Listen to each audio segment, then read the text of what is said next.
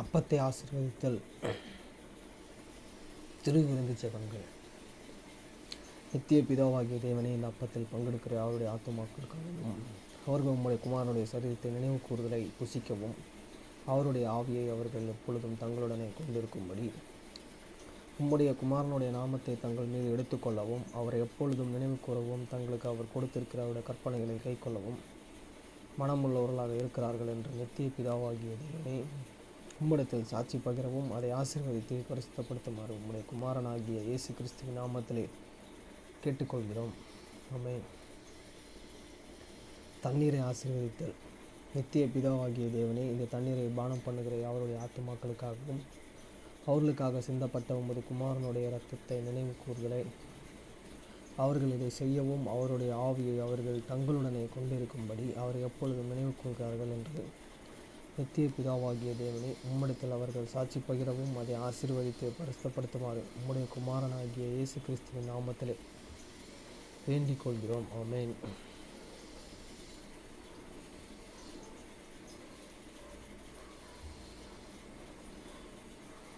Blessing and the bread sacrament prayer. O God, the eternal Father, we ask thee in the name of thy Son, Jesus Christ, to bless and sanctify this bread to the souls of all those who partake of it, that they may eat in remembrance of the body of thy Son, and witness unto thee, O God, the eternal Father, that they are willing to take upon them the name of thy Son, and always remember him, and keep these commandments which he has given them, that they may always have spirit to be with them. Amen. Blessing on the water. O God, the eternal Father, we ask thee in the name of thy Son, Jesus Christ, to bless and sanctify this water to souls of all those who drink of it, that they may do it in remembrance of blood of thy Son, which was shed for them, that they may witness unto thee, O God, the eternal Father, that they do always remember him, that they may have spirit to be with them. Amen.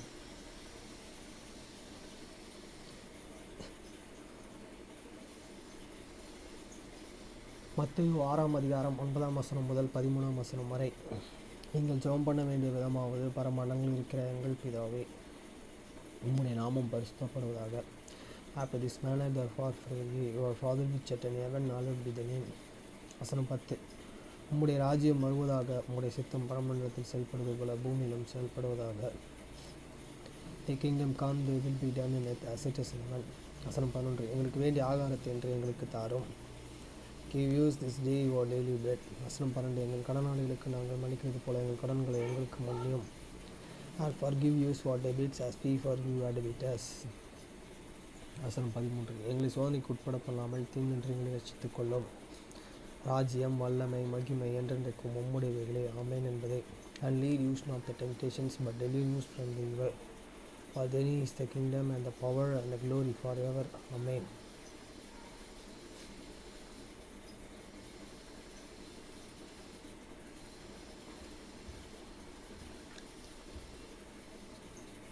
கொலோசியர் 2 முதல் 23 வரை. வசனம் 1. உங்களுக்காகவும் லவோதிக்கியாவில் இருக்கிறவர்களுக்காகவும் சரீரத்தில் என் முகத்தை காணாதிருக்கிற மற்ற எல்லோருக்காகவும் மிகுந்த போராட்டம் எனக்கு உண்டென்று நீங்கள் அறிய விரும்புகிறேன். For I will that he can know that what great conflict I have for you and for them that Laodicea, and for as many as have not and see me face in the flesh. வசனம் 2. அவர்களுடைய இருதயங்கள் தேற்றப்பட்டு அவர்கள் அன்பில் இணைக்கப்பட்டு பிதாவாகிய தேவனுக்கு கிறிஸ்துவுக்கும் உரிய இரகசியத்தை அறிந்து கொள்கிற உணர்வின் பூரண நிச்சயத்தினுடைய எல்லா ஐஸ்வர்யத்திற்கும் உரியவர்களாக வேண்டுமென்கிற இப்படியே விரும்புகிறேன். That their hearts might be confident, being kind together in love, and unto all the receive of the full assertions of the understanding to the acknowledgement of the mystery of God and of the Father and of the Christ. வசனம் 3. அவருக்குள் ஞானம் அறிவும் என்பவைகளாகிய பொக்கிஷங்கள் எல்லாம் அடங்கியிருக்கிறது. In whom have hidden all the treasures of the wisdom and knowledge. வசனம் 4. ஒருவனும் நயவசனிப்பினாலே உங்கள் வஞ்சியாதபடிக்கு இதையே சொல்லுகிறேன். And this I say, lest any man should gladly you with in teaching words. வசனம் 5. சரீரத்தின்படி நான் தூரமாயிருந்தும் ஆவியின்படி உங்களுடன் கூட இருந்தும் உங்கள் ஒழுங்கையும் கிறிஸ்துவின் மேலுள்ள உங்கள் விசுவாசத்தின் உறுதியையும் பார்த்து சந்தோஷப்படுகிறேன். For to God I be as in the flesh, I am with you in the spirit, joying and the beholding your the order and the satisfactions your faith in the Christ. வசனம் 6. ஆகையால் நீங்கள் கர்த்தராகிய இயேசு கிறிஸ்துவை ஏற்றுக்கொண்டபடியே அவருக்குள் வேரூன் கொண்டவர்களாகவும் அவர்கள் மேல் கட்டப்பட்டவர்களாகவும் அவர்கள் நடத்தி கொண்டு as ye have therefore received Christ Jesus the Lord, so walk in him. வசனம் 7. நீங்கள் போதிக்கப்பட்டபடியே விசுவாசத்தில் உறுதிப்பட்டு சோசிரத்தோடும் அதிலே பெருகுவீர்களாக. rooted and built up in him and established in the faith as ye have been to God, abounding therein with thanksgiving. வசனம் 8. லோகிலிகா ஞானத்திலும் மாயமான தந்திரத்திலும் ஒருவனும் உங்களை கொள்ளை கொண்டு போகாதபடிக்கு எச்சரிக்கையாயிருங்கள். அது மனுஷர்களின் பாரம்பரிய நியாயத்தை உலக வழிபாடுகளையும் பற்றினதல்லாமல் கிறிஸ்துவை பற்றினதல்ல. Beware the lest any man suppel you the true God will subvert and vain and deduct after the tradition of man, after the rudiments of the world, and not after Christ.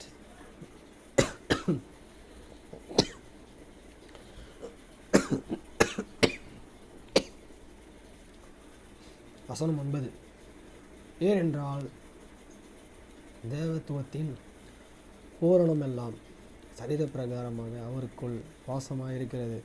For in him dwelleth all the fullness of the Godhead bodily. வசனம் 10. மேலும் சகல துரைத்தனங்களுக்கும் அதிகாரத்திற்கும் தலைவராயிருக்கிற அவருக்குள் நீங்கள் பூரணம் உள்ளவர்களாயிருக்கிறீர்கள். And he had the complete in him which is the head of all the principality and the power. வசனம் 11.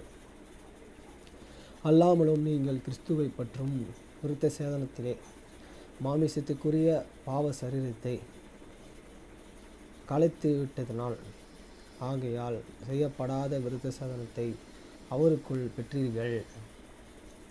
In whom all he are the consummation made without hands in the putting of the body of the sins of the flesh by the consummation of the Christ. வசனம் 12. ஞானத்திலே அவரோடு கூட அடக்கம் பண்ணப்பட்டவர்களாகவும் அதிலே அவரை மரித்தோரிலிருந்து எழுப்பின தேவனுடைய செயலின் மேலுள்ள விசுவாசத்திலே அவரை கூட எழுந்தவர்களாகவும் இருக்கிறீர்கள். Bear with him in the baptism wherein also ye had the reason with him that toward the faith have the appreciation of the God who hid and raised him from the dead. வசனம் 13. உங்கள் பாவங்களிலேயும் உங்கள் மாமிச விருத்தத்தையும் கொல்லாமல் நாளேயும் மரித்தவர்களாயிருந்த உங்களையும் அவரோடு கூட உயிர்ப்பித்து அக்கிரமங்கள் எல்லாவற்றையும் உங்களுக்கு மன்னித்து, and you being dead in your sins and the uncrucifixions of your the flesh, that he quickened together with him, having forgiven you all the trespass. வசனம் 14. நமக்கு எதிரியாகவும் கட்டளைகளாலே நமக்கு விரோதமாகவும் இருந்த கையெழுத்தை குலைத்து அதையே நடு வேல் இராதபடிக்கு எடுத்து சிலுவையின் மேலே ஆணி அடித்து, the belting out the handwriting of the ordinance that was an against use, which was an contrary to use, and took it out of the way, kneeling into his cross. வசனம் 15. துரைத்தனங்களையும் அதிகாரங்களையும் புரிந்து கொண்டு வெளியரங்கமான கோலமாக்கி அவர்கள் மேலே சிலுவையில் மேலே வெற்றி சேர்ந்தார். And having supported principalities and the power, he made us so of them, and openly trembling over them in it. வசனம் 16. ஆகையால் போஜனத்தையும் பானத்தையும் குறித்து ஆவது பண்டிகை நாளையும் மாத பிறப்புகளையும் ஓய்வு நாளையும் குறித்தாவது ஒருவனும் உங்களை குற்றப்படுத்தாதிருப்பானாக. That no man and therefore judge you in me, you are in the respect of the holy day, and of the new moon, and of the Sabbath day. வசனம் 17. அவைகள் வருங்காரியங்களுக்கு நிலையாயிருக்கிறது. அவைகளின் பொருள் கிறிஸ்துவை பற்றியானது. which had a shadow of things to the come, but the body is of Christ. வசனம் 18. கணுக்காலும் கூட்டங்களாலும் உதவி பெற்ற இணைக்கப்பட்டு தேவ வளர்ச்சியாய் வளர்ந்து இருக்கிற சரீரம் முழுவதையும் ஆதரிக்கிற தலையற்றை அல்லாமல், let no man be glad you of your the reward in the voluntary humility and the worshipping of the angel, instruction into those things which he had not see vainly performed up by this fleshly mind. வசனம் 19. மாயமான தாழ்மையிலும் தேவதூதர்களுக்கு செய்யும் ஆராதனையிலும் விருப்பமற்று காணாதவைகளிலே துணிவாய் நுழைந்து தன் மாமிசத்தினாலேயே வீணாய் விரும்ப கொண்டு இருக்கிற எவனும் உங்கள் பந்தய பொருளை நீங்கள் இழந்து போகும்படி உங்களை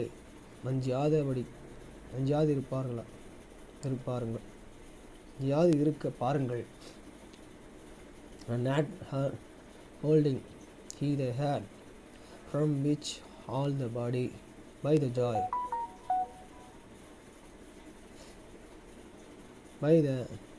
joints and the bands having nourishments ministered and kind together increase with the increase of God. வசனம் 20.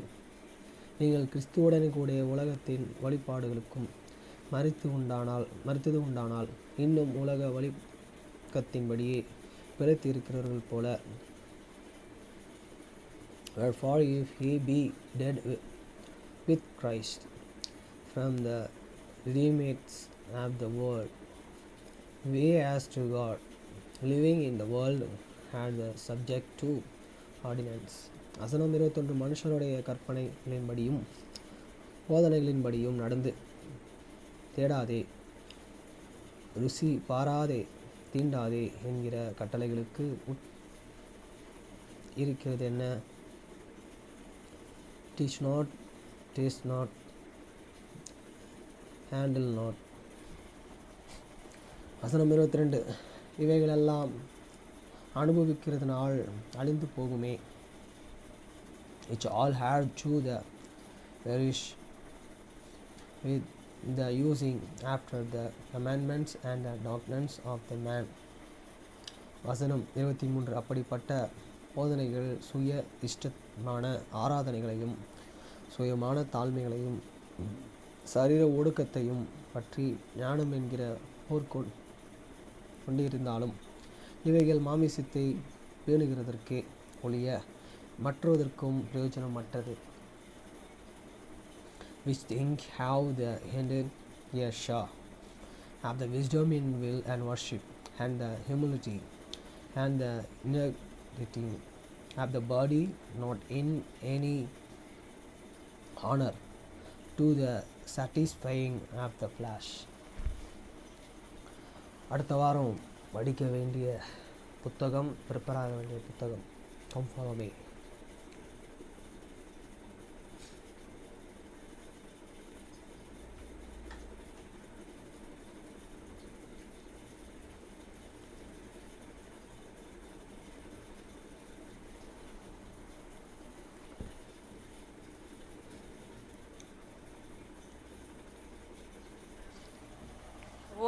நான் உன்னை ஒரு பெரிய தேசமாக்குவேன், உன்னை மிகவும் ஆசீர்வதிப்பேன்.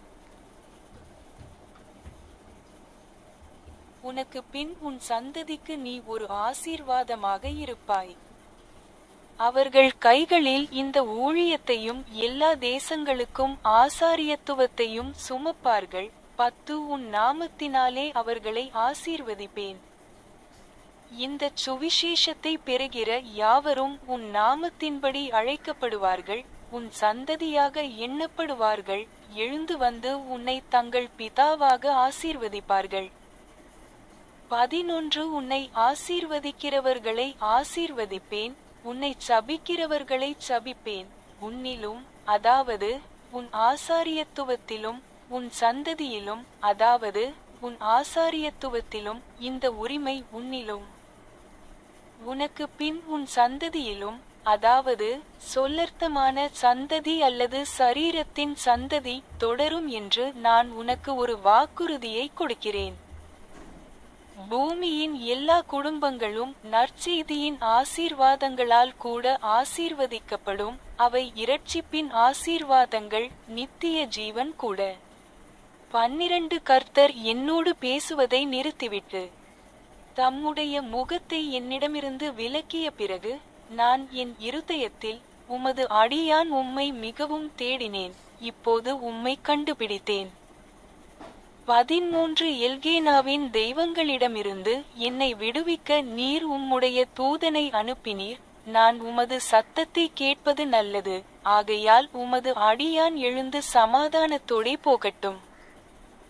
14 கர்த்தர் எனக்கு சொன்னபடி ஆபிரகாமாகிய நான், லோத்து என்னோடு புறப்பட்டேன். ஆபிரகாமாகிய நான் ஆரானை விட்டு புறப்பட்ட போது 62 வயதுள்ளவனாயிருந்தேன்.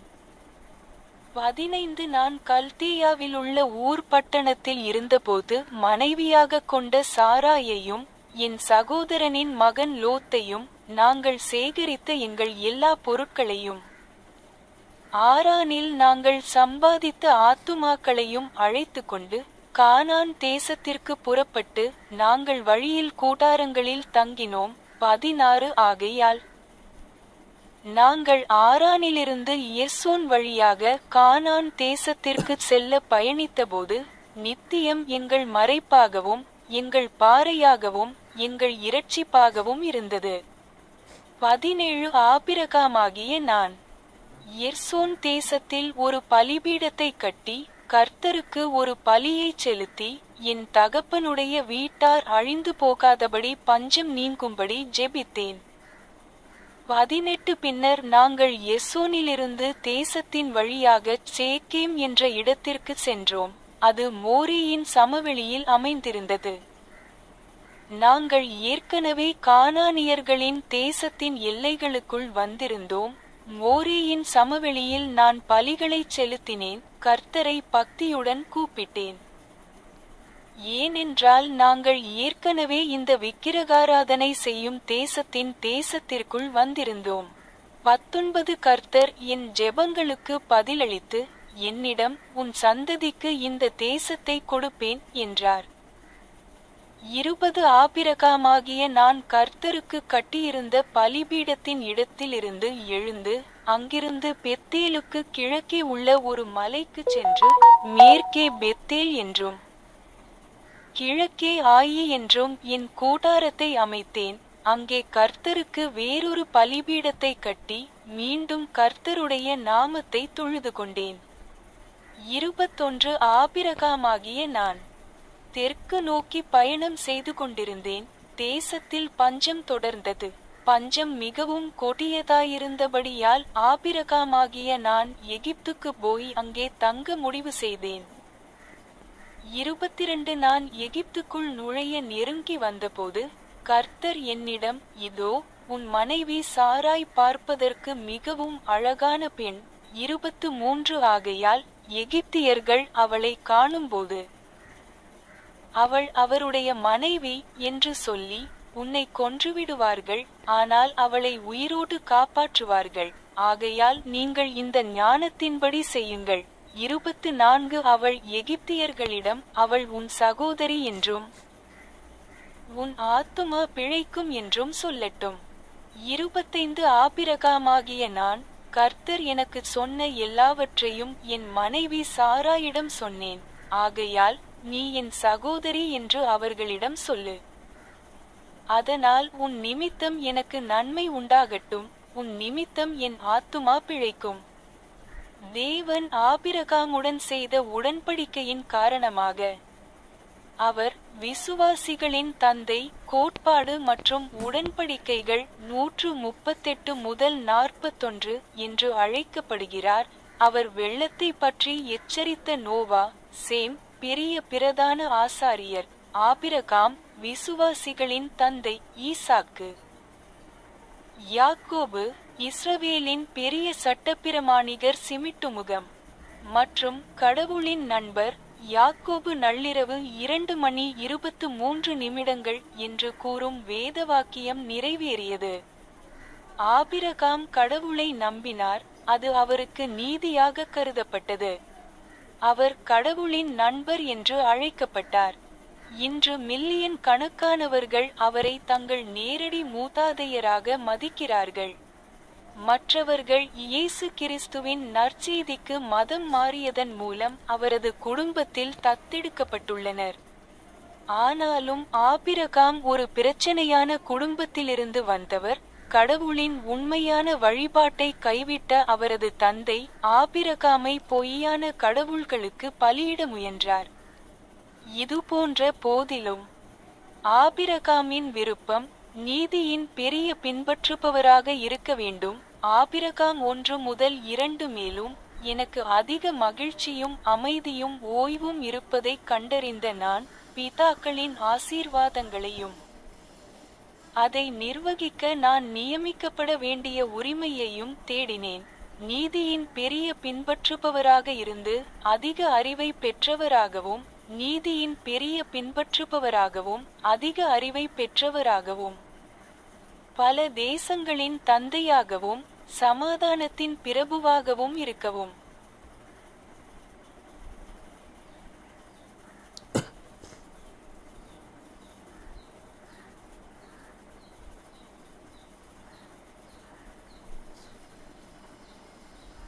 And I will make of thee a great nation, and I will bless thee above measure, and make thy name great among all nations, and thou shalt be a blessing unto thy seed after thee.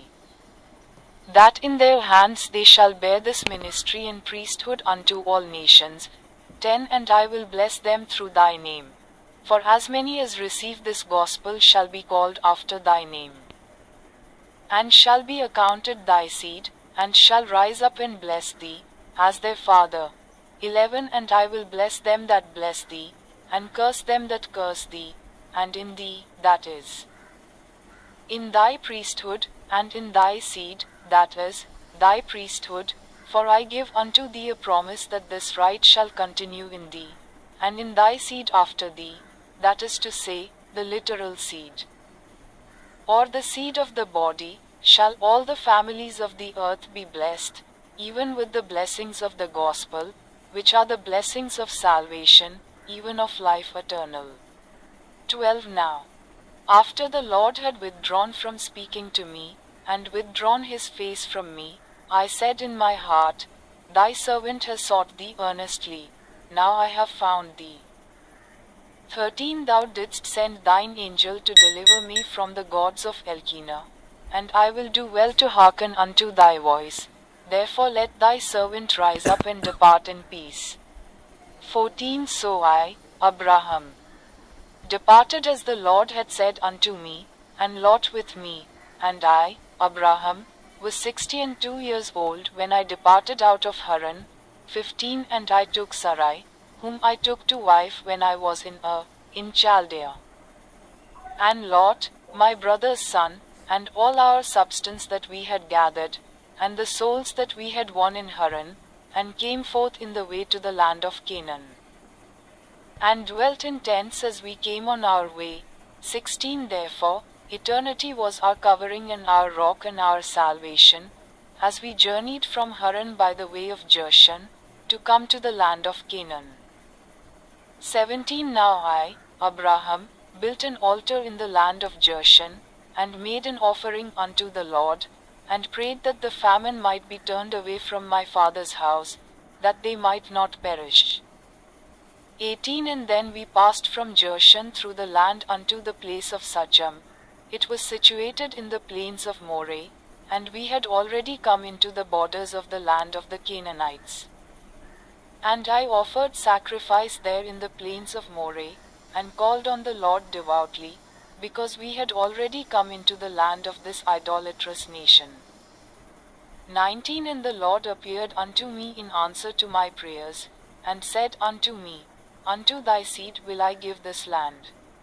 20 And I, Abraham, arose from the place of the altar which I had built unto the Lord, and removed from thence unto a mountain on the east of Bethel, and pitched my tent there, Bethel on the west, and Her on the east, and there I built another altar unto the Lord, and called again upon the name of the Lord.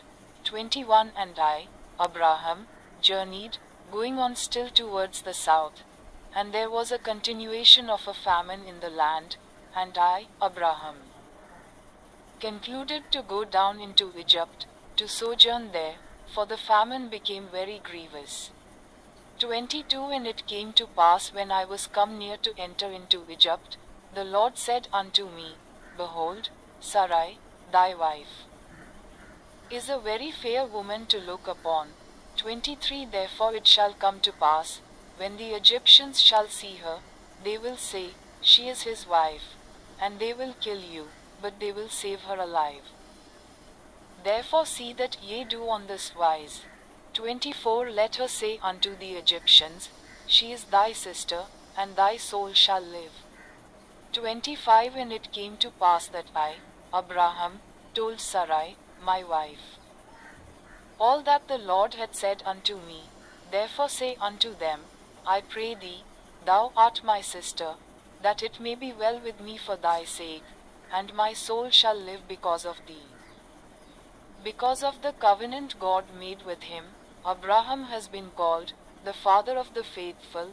Doctrine and Covenants 138:41 Noah, who gave warning of the flood. Shem, the great high priest. Abraham, the father of the faithful. Isaac, Jacob, and Moses, the great lawgiver of Israel winking face. And the friend of God. James chapter 2 verse 23 And the scripture was fulfilled which saith, Abraham believed God, and it was imputed unto him for righteousness, and he was called the friend of God. Millions today honor him as their direct ancestor, and others have been adopted into his family through conversion to the gospel of Jesus Christ. Yet Abraham himself came from a troubled family. His father, who had abandoned the true worship of God, tried to have Abraham sacrificed to false gods. In spite of this, Abraham's desire was to be a greater follower of righteousness. Abraham 1:2. Finding there was greater happiness and peace and rest for me, I sought for the blessings of the fathers, and the right whereunto I should be ordained to administer the same. Having been myself a follower of righteousness, desiring also to be one who possessed great knowledge, and to be a greater follower of righteousness, and to possess a greater knowledge, and to be a father of many nations, a prince of peace, and desiring to. அடுத்து நேற்று elders கோரம் எங்களுக்கு கற்றுக் கொடுத்தது விஷயங்களா நேற்று பார்த்தோம்.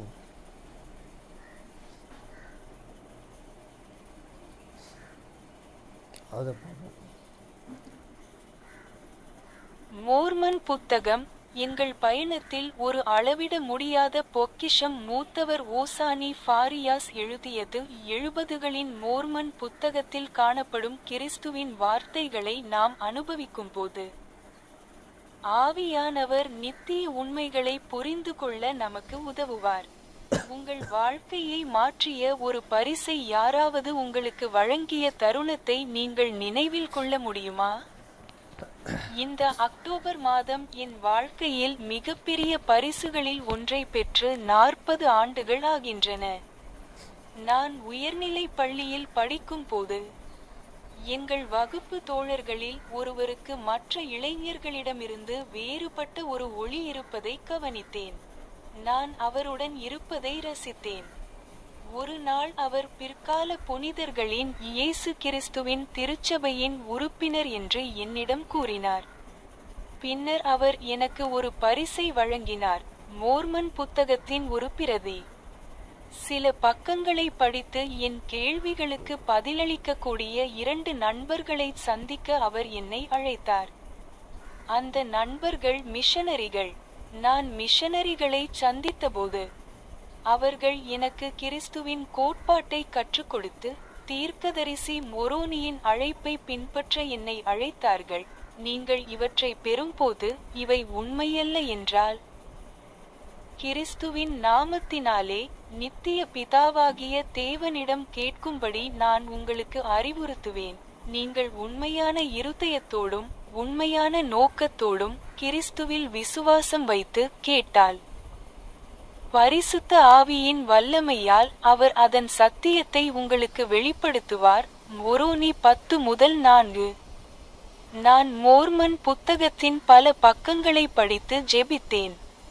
மிஷனரிகள் எனக்கு கற்பித்த அனைத்து விஷயங்களையும் பற்றிய ஆழமான புரிதல் எனக்கு இன்னும் இல்லை என்றாலும் நான் வாசித்துக் கொண்டிருந்தது நல்லது என்றும் கடவுளிடமிருந்து வந்தது என்றும் என் இதயத்தில் உணர்ந்தேன். மொரோனியின் வாக்குறுதியின் உறுதிப்படுத்தலை பெற்றேன். பரிசுத்த ஆவியின் வல்லமையால் நீங்கள் எல்லாவற்றின் சத்தியத்தையும் அறியலாம். மொரோனி 10:5. நான் பிற்கால புனிதர்களின் இயேசு கிறிஸ்துவின் திருச்சபையில் ஞானஸ்நானம் பெற்ற பிறகு சில நண்பர்கள் நான் தவறான முடிவை எடுத்துவிட்டேன் என்று என்னை நம்ப வைக்க முயன்றனர். ஆனால் இதுபோன்ற சந்தேகங்கள் அல்லது எதிர்ப்பை நான் எதிர்கொள்ளும் ஒவ்வொரு முறையும் வேதங்களை படிப்பதன் மூலமும் கடவுளுடன் நான் செய்த உடன்படிக்கைகளுக்கு உண்மையாக இருக்க ஜெபிப்பதன் மூலமும் எனக்கு புதுப்பிக்கப்பட்ட உறுதிப்பாடு கிடைத்தது. அப்போதிருந்து மோர்மன் புத்தகம் என் தோழனாக இருந்து வருகிறது. மேலும் என் மரண பயணத்தில் அளவிட முடியாத பொக்கிஷமாக மாறியுள்ளது. மோர்மன் புத்தகம் வெறும் ஒரு புத்தகத்தை விட அதிகம். இது தீர்க்கதரிசனம் மற்றும் வெளிப்பாட்டின் ஆவி மூலம் பல பண்டைய தீர்க்கதரிசிகளால் எழுதப்பட்ட இயேசு கிறிஸ்துவின் மற்றொரு சான்றாகும். மோர்மன் புத்தகத்தில் பதிவு செய்யப்பட்டுள்ள மிக முக்கியமான நிகழ்வு கர்த்தராகிய இயேசு கிறிஸ்துவின் உயிர்த்தெழுதலுக்கு பிறகு விரைவில் நெபியர்களிடையே அவர் செய்த தனிப்பட்ட ஊழியமாகும். மோர்மன் புத்தகம் சுவிசேஷத்தின் கோட்பாடுகளை முன்வைக்கிறது, இரட்சிப்பின் திட்டத்தை கோடிட்டு காட்டுகிறது, மேலும் இந்த வாழ்க்கையில் அமைதியையும் வரவிருக்கும் வாழ்க்கையில் நித்திய இரட்சிப்பையும் பெற மனிதர்கள் என்ன செய்ய வேண்டும் என்று கூறுகிறது. மோர்மன் புத்தகத்தின் அறிமுகம். மோர்மன் புத்தகத்தின் முதல் பதிப்பு இயேசு கிறிஸ்துவின் மற்றொரு ஏற்பாடு மார்ச் 1830 நியூயார்க் மாநிலத்தில் உள்ள ஒரு சிறிய நகரத்தில் வெளியிடப்பட்டது. தீர்க்கதரிசி ஜோசப் ஸ்மித் 1829 புத்தகத்தின் மொழிபெயர்ப்பை முடித்தபோது அவருக்கு 23 வயதுதான். அவர் கிட்டத்தட்ட முழு புத்தகத்தையும் 75 நாட்களுக்குள் மொழிபெயர்த்தார். மேலும் அச்சிடும் செயல்முறை சுமார் 7 மாதங்கள் எடுத்தது. இன்று 150க்கும் மேற்பட்ட நாடுகளில் சுமார் 80,000 முழுநேர மிஷனரிகள் தன்னார்வலர்களாக சேவை செய்கிறார்கள். மோர்மன் புத்தகம் உண்மை என்றும் அது இயேசு கிறிஸ்துவுக்கு சாட்சியமளிக்கிறது என்றும் சாட்சியமளிக்க தங்கள் வாழ்க்கையை அர்ப்பணிக்கிறார்கள். இந்த ஆண்டு ஜூன் மாதம் புதிய மிஷன் தலைவர்களுக்கான மிகச் சமீபத்திய கருத்தரங்கில் ஜனாதிபதி ரஸ்ஸல் எம். நெல்சன் மோர்மன் புத்தகத்தை பற்றிய தனது சக்தி வாய்ந்த சாட்சியத்தை பகிர்ந்து கொண்டார். மோர்மன் புத்தகம் கடவுளின் வார்த்தை. இது கிறிஸ்துவின் கோட்பாட்டை போதிக்கிறது மற்றும் வேறு எந்த புத்தகத்தையும் விட இரட்சகரின் பாவ நிவாரணத்தை பற்றி அதிகம் விளக்குகிறது. மோர்மன் புத்தகத்தை படிப்பதன் மூலம் இயேசு கிறிஸ்துவிடம் நம் மனமாற்றத்தை ஆழப்படுத்த உதவும் 3 பரிந்துரைகளை நான் வழங்க விரும்புகிறேன். 1. உங்கள் அன்றாட படிப்பில் விடாமுயற்சியுடனும் நிலைத்தன்மையுடனும் இருங்கள். ஆல்மா மற்றும் மோசியாவின் மகன்களைப் போலவே நாம் தேவனுடைய வார்த்தையை அறியும்படி வேதவசனங்களை விடாமுயற்சியுடன் தேட வேண்டும் மற்றும் சத்தியத்தில் பலப்படுத்தப்பட வேண்டும். ஆல்மா 17-2. ஜார்ஜியா அட்லாண்டா மிஷனில் மிஷன் தலைவர்களாக பணியாற்றும் போது நானும் என் மனைவியும் ஒவ்வொரு மிஷனரியையும் தினமும் குறைந்தது 30 நிமிடங்கள் மோர்மன் புத்தகத்தை படிக்க ஊக்குவித்தோம். அந்த அர்ப்பணிப்பு எங்கள் விசுவாசத்தை அதிகரித்தது, அற்புதங்களை தேடவும் எதிர்பார்க்கவும் எங்களுக்கு உதவியது. மிஷனுக்கு பிறகு தினசரி வேத படிப்புக்கு நமக்கு அதே அளவு நேரம் கிடைக்காமல் போகலாம். ஆனால் நீங்கள் ஒவ்வொரு நாளும் ஜெபத்துடன் மோர்மன் புத்தகத்தை படிப்பதை உண்மையாக முன்னுரிமைப்படுத்தினால் கர்த்தர் மற்றும் அவருடைய வாக்குறுதிகள் மீது அதிக ஆன்மீக பலத்தையும் நம்பிக்கையையும் காண்பீர்கள் என்று நான் உறுதியளிக்கிறேன். 2. கிறிஸ்துவின் வார்த்தைகளை உண்பதன் மூலம் உங்கள் படிப்பை மேலும் அர்த்தமுள்ளதாக ஆக்குங்கள். கிறிஸ்துவின் வார்த்தைகளை உண்பீர். இதோ கிறிஸ்துவின் வார்த்தைகள் நீங்கள் செய்ய வேண்டிய அனைத்தையும் உங்களுக்கு சொல்லும். 2 நேபி 32-3 என்று நேபி கற்பித்தார். விருந்து வைப்பது என்பது வெறும் வாசிப்பை விட அதிகமானது. அது ருசிப்பது, சிந்திப்பது மற்றும் பயன்படுத்துவதை குறிக்கிறது. நீங்கள் மோர்மன் புத்தகத்தை படிக்கும்போது உங்கள் வேத படிப்பை மேலும் அர்த்தமுள்ளதாக மாற்றுவதற்கான வழிகளை கவனியுங்கள். எடுத்துக்காட்டாக, நற்செய்தி நூலக பயன்பாட்டில் கிடைக்கும் படிப்பு உதவிகளை பயன்படுத்தவும். கடவுளின் திட்டத்தை புரிந்து கொள்ளவும். நமது பரலோக தந்தையுடன் உடன்படிக்கைகளை செய்து கடைப்பிடிக்கவும். நம்மை வழிநடத்தும் நித்திய உண்மைகளை அடையாளம் காணவும். உயர்ந்த கடவுளின் திட்டத்தை புரிந்து கொள்ளவும்.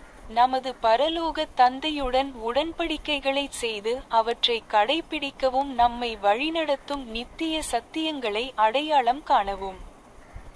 உங்கள் படிப்பின் போது நீங்கள் கற்றுக்கொண்டதை பாதுகாக்க குறிப்பிடத்தக்க சொற்றொடர்களை முன்னிலைப்படுத்தி உங்கள் எண்ணங்களை பதிவு செய்யவும். மோர்மன் புத்தகம் நம் ஆன்மாக்களின் கேள்விகளுக்கு பதிலளிக்கும் சக்தியை கொண்டுள்ளது. நேபி சொன்னது போல், நாம் நமது நன்மைக்காகவும் கற்றலுக்காகவும் இருக்கும்படி எல்லா வேதவசனங்களையும் நமக்கு ஒப்பிட வேண்டும். 1 நேபி இரவு 7:23. கிறிஸ்துவின் வார்த்தைகளை நாம் அனுபவிக்கும் போது அவை வெளிப்பாட்டிற்கான கதவை திறந்து நம் வாழ்க்கையின் பல்வேறு சூழ்நிலைகளில் அவரிடம் நெருங்கி வர நாம் என்ன செய்ய வேண்டும் என்பதை காண்பிக்கும். 3. மோர்மன் புத்தகத்தின் உண்மைத்தன்மையின் உங்கள் சாட்சியத்தை ஏற்றுக்கொள்ளுங்கள். லேகி தனது குடும்பத்தினருடன் ஜீவ விருட்சத்தின் கனியை பகிர்ந்து கொள்ள விரும்பியது போல 1 நேபி காலை 8:12 ஐ பார்க்கவும். மோர்மன் புத்தகத்தின் சாட்சியத்தை பெறும்போது இயேசு கிறிஸ்துவின் நற்செய்தியை அறிவதால் வரும் மகிழ்ச்சியை பகிர்ந்து கொள்ள ஆசைப்படுகிறோம். இந்த அமர்வில் எங்களுடன் கலந்து கொள்ளும் எங்கள் மிஷனரிகளில் ஒருவரான சகோதரி பென்ஜன் தனது இளம் சகோதரருக்கு உதவ வேண்டும் என்ற தனது விருப்பத்தை என்னுடன் பகிர்ந்து கொண்டார்.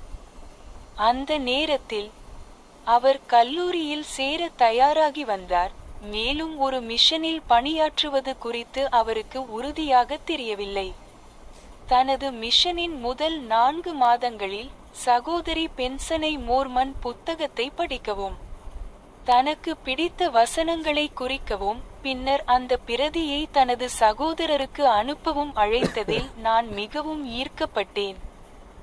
சகோதரி பென்ஜன் மோர்மன் புத்தகத்தின் குறிக்கப்பட்ட நகலை அனுப்பி தனது சகோதரனை ஒவ்வொரு இரவும் அதிலிருந்து படிக்க அழைத்தார். பின்னர் அவர் என்னுடன் பகிர்ந்து கொண்டார், எனது மிஷனுக்கு முன்பு என் சகோதரர் முழுநேர மிஷனில் பணியாற்ற விரும்புகிறாரா என்று உறுதியாக தெரியவில்லை. மெதுவாக காலப்போக்கில் அவர் மோர்மன் புத்தகத்தை படிக்கும்போது அவர் தனது வாழ்க்கையில் அதிகரித்து வரும் மகிழ்ச்சியை கண்டறிந்து ஒரு மிஷனில் பணியாற்றுவது குறித்து பரிசீலிக்கத் தொடங்கினார். சகோதரி பென்ஜன் தனது மிஷனை முடிப்பதற்கு 2 வாரங்களுக்கு முன்பு அவரது சகோதரருக்கு அவரது மிஷன் அழைப்பு வந்தது. அவர் இப்போது மெக்சிகோ டக்ஸ்ட்லா குட்டியர்ரெஸ் மிஷனில் பணியாற்றி வருகிறார். மோர்மன் புத்தகத்தின் மூலம் எல்டர் பென்ஜன் தனது வாழ்க்கையை ஆன்மீக தெளிவுடன் பார்க்க வந்தார்.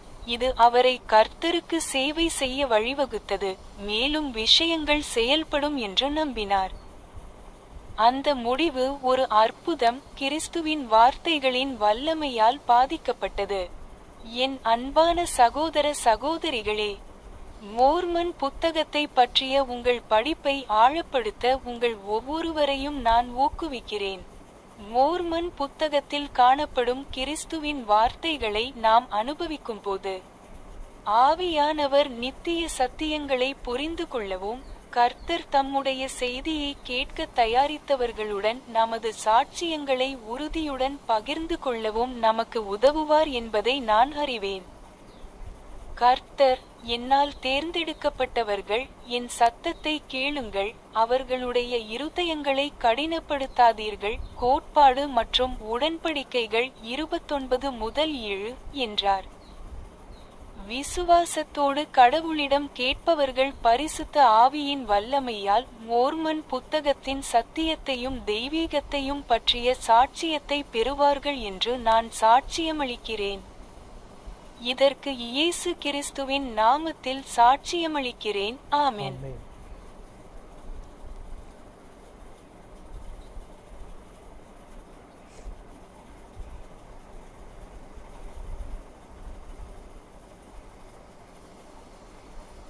The Book of Mormon, An Immeasurable Treasure on Our Journey by Elder Ozani Farias of the 70, as we feast upon the words of Christ found in the Book of Mormon. The Spirit will help us understand eternal truths. Can you remember a moment when someone gave you a gift that changed your life? This October marks 40 years since I received one of the greatest gifts in my life. While I was in high school, I noticed that one of our classmates had a light that was different from most of the other young people. I enjoyed being around him. One day he told me he was a member of the Church of Jesus Christ of Latter-day Saints. Then he offered me a gift, a copy of the Book of Mormon. He invited me to read a few pages and meet with two friends who could answer my questions. Those friends were the missionaries.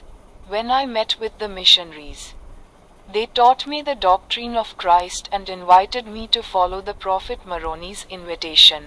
When ye shall receive these things, I would exhort you that ye would ask God, the Eternal Father, in the name of Christ, if these things are not true, and if ye shall ask with a sincere heart, with real intent, having faith in Christ, he will manifest the truth of it unto you.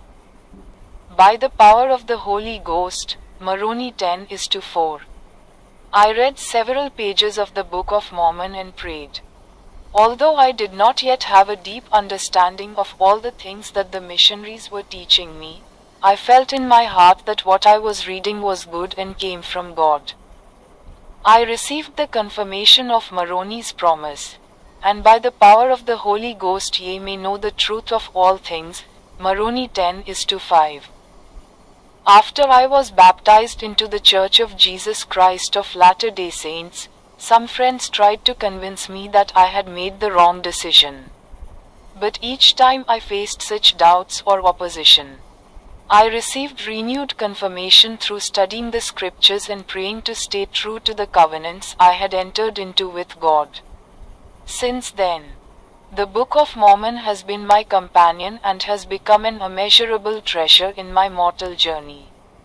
The Book of Mormon is more than just a book. It is another testament of Jesus Christ, written by many ancient prophets through the spirit of prophecy and revelation. The most significant event recorded in the Book of Mormon is the personal ministry of the Lord Jesus Christ among the Nephites shortly after his resurrection. The Book of Mormon puts forth the doctrines of the gospel, outlines the plan of salvation, and tells men what they must do to gain peace in this life and eternal salvation in the life to come. Introduction to the Book of Mormon. The first edition of the Book of Mormon, another testament of Jesus Christ, was published in a small town in the state of New York in March 1830.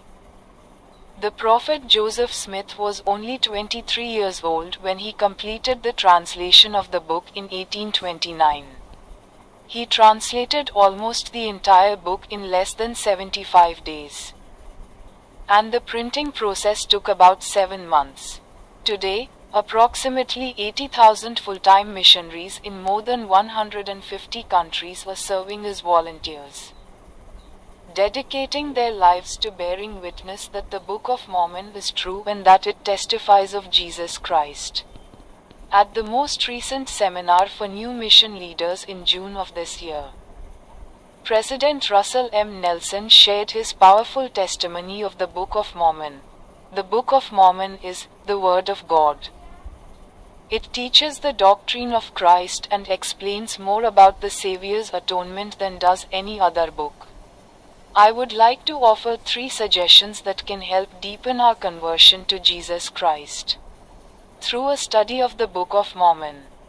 1. Be diligent and consistent in your daily study like Alma and the sons of Mosiah.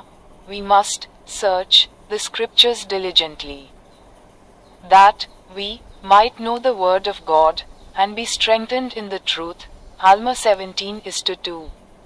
While serving as mission leaders in the Georgia Atlanta mission, my wife and I encourage every missionary to study the Book of Mormon for at least 30 minutes daily. That commitment increased our faith and helped us to seek and expect miracles. It's possible that after the mission we may not have the same amount of time available for daily scripture study. But I promise that if you sincerely prioritize studying the Book of Mormon prayerfully each day, you will find greater spiritual strength and confidence in the Lord and His promises. 2. Make your study more meaningful by feasting upon the words of Christ. Nephi taught, "Feast upon the words of Christ, for behold, the words of Christ will tell you all things what ye should do."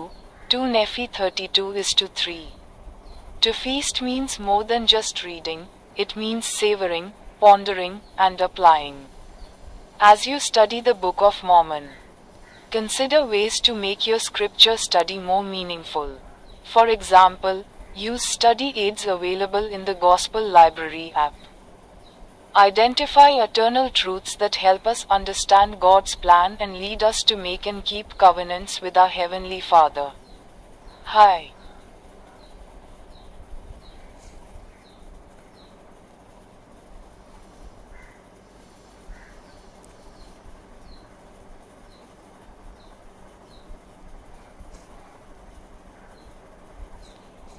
Identify eternal truths that help us understand God's plan and lead us to make and keep covenants with our Heavenly Father.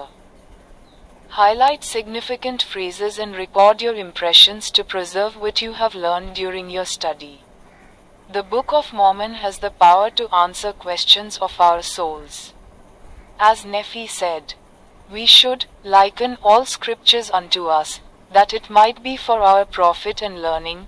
1 Nephi 19:23. As we feast upon the words of Christ, they will open the door to revelation and show us what we need to do in the various circumstances of our life to draw closer to Him. 3.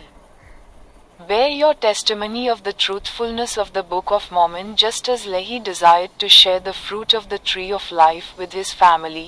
See 1 Nephi 8:12. When we gain a testimony of the Book of Mormon, we develop a desire to share the joy that comes from knowing the gospel of Jesus Christ.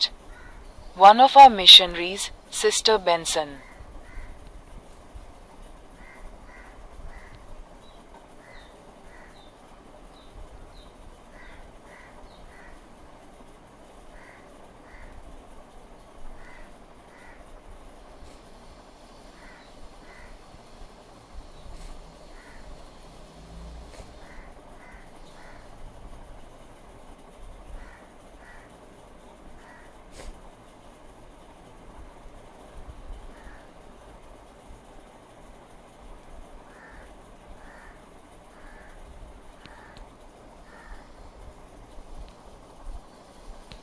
Friends, நேற்று தினத்தில் piano class நல்லா கற்றுக்கிட்டோம். Piano அது என்னென்னா இத்தனை நாள் போய் நேற்று தான் பிரயோஜனமாக இருந்தது. எப்படின்னு பார்த்தீங்கன்னா,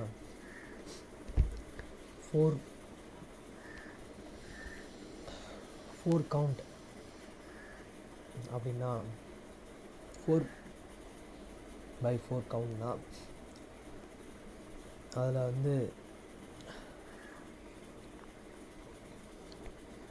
நோட்ஸில் 4 நோட் இருக்குது, டிஃப்ரெண்ட்டான நோட்டு.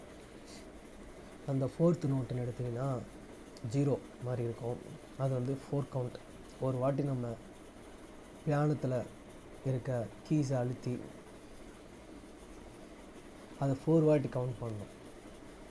அதனால் அந்த 4 கவுண்ட் பண்ணும்போது அது ஃபினிஷ்ட் ஆகுது. அதுக்கப்புறமா வர கீஸை அது எத்தனை கவுண்ட்டுன்றதை பார்த்து நம்ம அது மாதிரி 4 நோட் இருக்குது. அந்த 4 நோட்டுக்கு இருக்க கீஸை நம்ம பார்த்து கரெக்டாக கவுண்ட் பண்ணி வாசிக்கும் போது அந்த பாட்டோட கோர்த்து நம்ம போகிறதுக்கு வகையாக இருக்குன்றதை நேற்று நான் தெளிவாக கற்றுக்கிட்டேன். ஞானதேவன் எனக்கு அது புரிய வச்சார், கற்றுக் கொடுத்தாரு. கண்ணனை இன்வைட் பண்ணியிருந்தேன், கண்ணனால் வர முடியல. இத்தனைக்கும் நைட்டு 12 மணிக்கு போய் சொல்லிவிட்டு வந்தேன். என் சித்தப்பாட்டையும் சொன்னேன், ஆனால் வரல. இவங்களாம் என் மனசை கஷ்டப்படுத்துகிறாங்க, வர மாட்டுறாங்க. இருந்தாலும் என் சர்ச்சில் இருக்கவங்க தான் எனக்கு சொந்தக்காரங்க. இவங்களாம் யாருமே சொல்ல கேட்காதனால இவங்க யாருமே எனக்கு சொந்தக்காரங்க கிடையாது. எனக்கு இவங்கெல்லாம் தேவையற்றவங்க அப்படின்ற மாதிரி தான் எனக்கு ஃபீல் ஆகுது. ஓகே ஃப்ரெண்ட்ஸ், பாய்.